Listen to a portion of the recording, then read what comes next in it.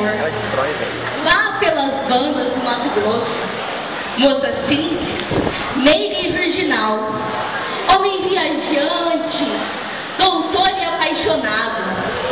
Porém, algo impede bela afeição. Ó céu! O pai da moça, mineiro tagarela que diz, pela honra dela irei zelar. Para piorar, Inocência vai se casar. Não é com o doutor, é com o manecão, com o enturrão, mas trabalhador.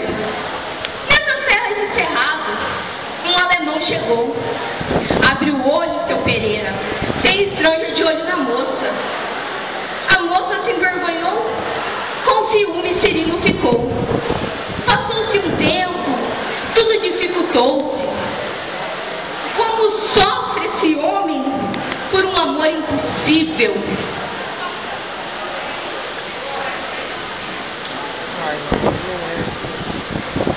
Ah, meu pai. Inocência diz que o padrinho vai ajudar. Cirino afirma que vai procurar. Procurar? Manecão chegou, o que será de mim? Inocência se desesperou. Ela exclamou, e o casamento não aceitou. Cirino está perdido, sua cabeça Pereira quer. Manecão estava na espreita. Não! Cirino morreu. De forma tão trágica acaba esse amor, que tanto penalizou a Inocência. Pobrezinha, morreu